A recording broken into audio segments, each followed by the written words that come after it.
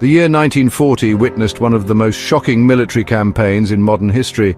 In a matter of 6 weeks, the mighty French army, considered one of the strongest in Europe, crumbled under the weight of the German Wehrmacht.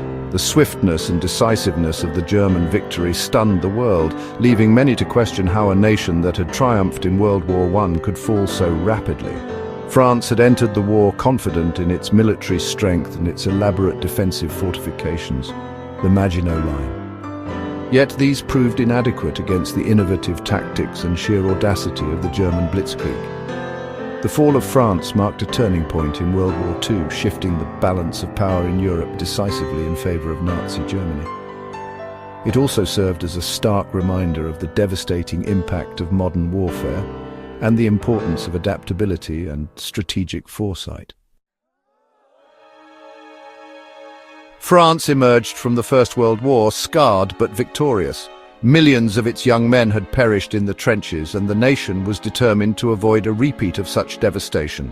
This determination manifested in the Maginot Line, a colossal network of fortifications stretching along the Franco-German border.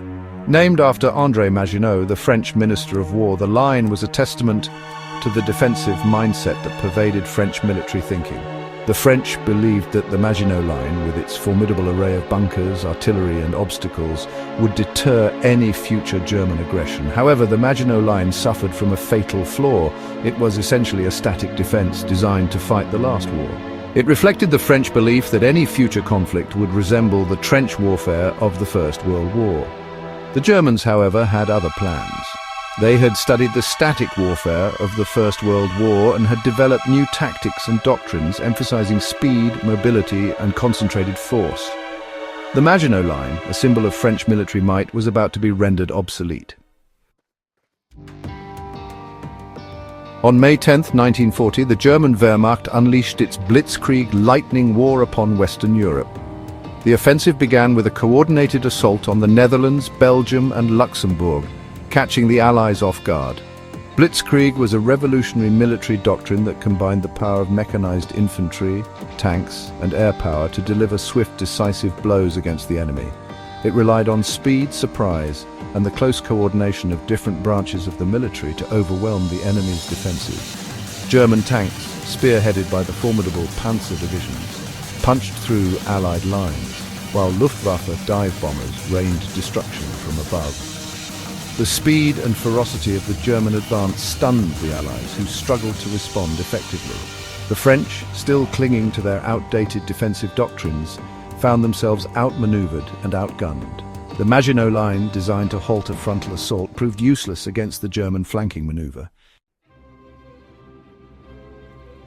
Central to the German strategy was a bold and risky maneuver, a lightning thrust through the Ardennes forest. The Ardennes, a densely wooded and hilly region in southeastern Belgium, was considered unsuitable for large-scale military operations, particularly for tanks. The French High Command, believing the Ardennes to be impassable for a major armoured force, had left the area lightly defended. This miscalculation proved fatal. The Germans, led by General Heinz Guderian, one of the pioneers of Blitzkrieg warfare, poured through the Ardennes with surprising speed and agility. The German advance through the Ardennes was a masterpiece of military planning and execution. It caught the Allies completely off guard and split the Allied armies in two, separating the British and French forces in the north from the rest of the French army in the south. With the German breakthrough at the Ardennes, the situation for the Allied forces, particularly the British Expeditionary Force and a large contingent of French troops trapped in northern France, became desperate. Facing annihilation or capture, the Allies made a desperate stand at the port city of Dunkirk, hoping for a miraculous evacuation across the English Channel. Operation Dynamo, the evacuation of Dunkirk, began on May 26 and lasted for 9 days. Under constant Luftwaffe attacks, a flotilla of warships, fishing boats, pleasure crafts, anything that could float, ferried soldiers from the beaches of Dunkirk to safety in England. The evacuation of Dunkirk, while a logistical feat, marked a humiliating defeat for the Allies. Although over 330,000 Allied soldiers were rescued, they were forced to leave behind vast quantities of equipment and weaponry. The evacuation, while a testament to British resilience, could not mask the reality of the unfolding disaster in France. With the British Expeditionary Force evacuated and the French army in disarray, the fate of France was sealed. German forces entered Paris on June 14, 1940. The City of Lights, once a symbol of French grandeur, was now under the control of the Nazi regime. The sight of German troops parading through the streets of Paris shocked the world. It signified the collapse of one of Europe's great powers and ushered in a period of Nazi domination over much of the continent. On June 22, 1940, France signed an armistice with Germany in the same railway carriage where the armistice ending World War I had been signed 22 years earlier. France was divided into a German-occupied zone in the north and west and a nominally independent French state in the south with its capital in Vichy. The fall of France was a cataclysmic event in World War II, altering the course of the conflict and leaving Britain to stand alone against the Nazi war machine. The German victory in France in 1940 was due in no small part to the effectiveness of Blitzkrieg warfare. This revolutionary military doctrine, which emphasized speed, surprise, and the concentrated use of armored forces and air power, proved devastatingly effective against the static defenses and outdated tactics of the Allies.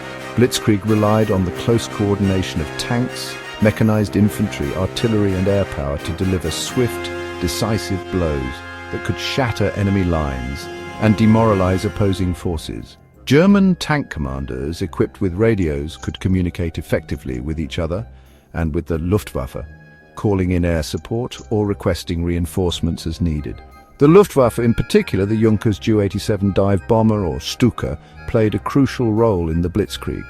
The Stuka, with its distinctive inverted gull wings and terrifying sirens, became a symbol of German air power. It was used to devastating effect against enemy troops, fortifications, and communication lines.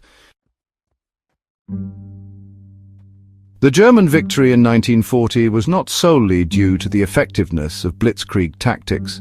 The Allies themselves contributed to their own defeat through a series of strategic miscalculations, poor communication, and an inability to adapt to the realities of modern warfare.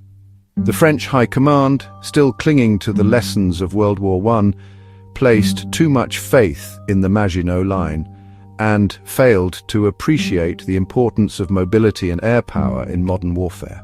The French army, while large and well-equipped, was slow to react to the German advances, hampered by poor communication and a rigid command structure.